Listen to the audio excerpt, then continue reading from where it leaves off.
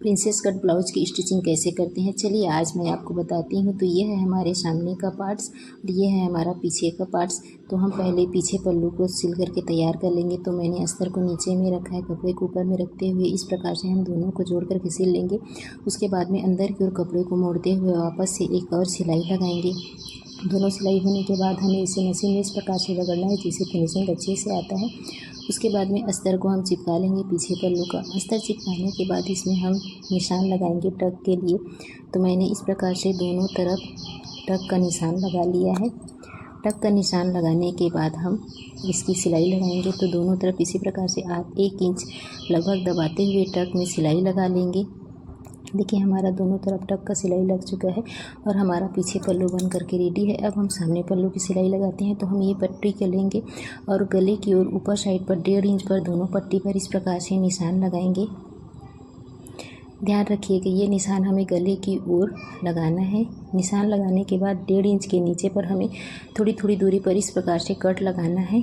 दोनों पल्लू पर इस प्रकार से नीचे तक कट लगा लेंगे और बीच वाले भाग को इस प्रकार से खींचेंगे। इस प्रकार खींचने से क्या होता है कि पफ अच्छे से बनता है।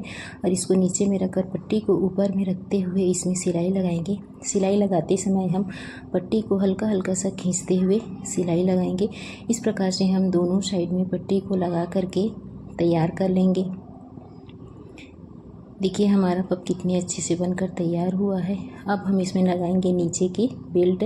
तो मैंने नीचे की बेल्ट तैयार कर लिया है। अब हम बेल्ट को ऊपर में रखते हुए इस कपड़े को नीचे में रखते हुए इस प्रकार से हम इसमें सिलाई लगाएंगे और दोनों पल्लू में बेल्ट को जोड़ करके तैयार कर लेंगे। देखिए हमारा नीचे का बेल्ट भी लग करके तैयार हो गया है। अब हम इसमें लगाएंगे काज की पट्टी। तो मैंने काज पट्टी ले ली है और उसको अंदर की ओर थोड़ा सा मोड़ते हुए इस प्रकार से सिलाई लगाएंगे। हमारी ये सिलाई लगने के बाद हम काज की पट्टी को नीचे की ओर मोड़ करके वापस से सिलाई लगाएंगे। देखिए इस प्रकार से हमें काज पट्टी को नीचे की ओर मोड़ना है और ऊपर की ओर फिनिशिंग के लिए एक सिलाई लगानी है।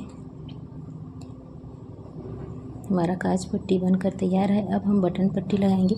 बटन पट्टी में मैंने अस्तर लगाया है क्योंकि कपड़ा बहुत पतला है तो इसमें भी मैंने अस्तर लगाया है। इस प्रकार से इसको सिल लेंगे। सिलने के बाद में इस प्रकार से करेंगे। उसके बाद में हम कपड़े को अंदर की ओर इस प्रकार मोड़ते हुए सिलाई लगाएंगे। बटन पट्टी को हमें ब्लाउज के सीधे साइड में मोड़कर सिलाई लगाना होता है और काज पट्टी को उल्टे साइड में इस प्रकार से हम सिलाई लगाएंगे। उसके बाद में ऊपर में एक और दोबारा सिलाई लगाएंगे।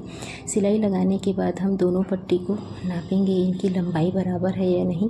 ये लंबाई नापने के बाद हम आर्म होल के नीचे वाली साइड की लंबाई को नापेंगे दोनों पल्लों का। तो देखिए हमारी ये वाली लंबाई भी दोनों बराबर है। अब हम दोनों शोल्डर को आपस में जोड़ते हुए सिलाई लगा लेंगे।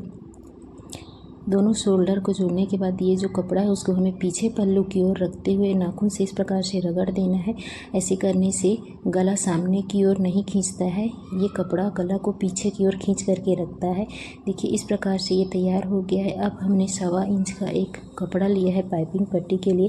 उसको अंदर की ओर इस प्रकार से मोड़ते हुए पूरे ब्लाउज में पाइपिंग पट्टी को लगा लेना है।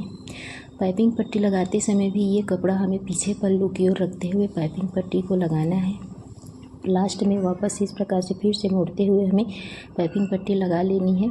जब हमारी पाइपिंग पट्टी लग जाए उसके बाद में हमें राउंड वाले भाग पर हल्के हल्के से कट लगाना है। सभी गोलाई वाले भाग में इस प्रकार से कट लगाएंगे। कट ध्यान से लगाइएगा ताकि सिलाई ना कटे।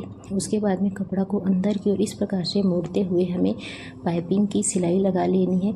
इस प्रकार से पतला सा मोड़ करके पाइपिंग तैयार करिएगा। देखिए पाइपिंग लग चुका है। अब हम सिलाई कर लेते हैं आस्तीन की। तो मैंने कपड़े को नीचे में रखा है, अस्तर को ऊपर में रखते हुए एक सिलाई लगा ली है। उसके बाद में कपड़े को अंदर भी और इस प्रकार से मोड़ करके वापस से एक और सिलाई लगा लेंगे। दोनों आस्तीन में इस प्रकार से हम सिलाई लगाएंगे। सिलाई लगाने के बाद में इसको भी मशीन में इस प्रकार से रगड़ेंगे। उसके बाद मैंने लेस को लिया है। ये है लेस जिसको मैंने काट करके अलग किया है, जो दोनों आस्तीन में बराबर नहीं आ रहा था तो इसलिए मैंने इसको काट करके वापस से लगाया है। तो इस प्रकार से कपड़ा को मोड़ते हुए सिलाई लगाएंगे ऊपर की साइड में। नीचे की ओर स्टोन है तो नीचे को तुरपाई करेंगे, ऊपर को हाथ से सिलाई लगाएंगे। दोनों आस्तीन भी लग कर तैयार है। अब हम आस्तीन को जोड़ करके सिलाई लगाएंगे। देखिए हमारा दोनों आस्तीन लग करके तैयार हो चुका है। अब हम फिनिशिंग की सिलाई लगाते हैं। तो आस्तीन 6.5 इंच पर निशान लगाएंगे, नीचे की ओर 8 इंच पर। दोनों निशान को आपस में इस प्रकार से मिला लेंगे। मिलाने के बाद में हम इसमें सिलाई लगा लेंगे। मोती वाले भाग में हाथ से सिलाई लगाएंगे, नीचे की भाग में मशीन से सिलाई लगा लेते हैं। इस प्रकार से हम दोनों साइड में ऐसे ही सिलाई लगाएंगे। मोती वाले भाग में हाथ में सिलाई लगाएंगे, बाकी में मशीन में। इस प्रकार से हमारा फिनिशिंग का सिलाई लग करके तैयार हो चुका है। देखिए हमारा ब्लाउज बन करके तैयार है। ब्लाउज कैसे लगा stitching. Bye bye, thank you.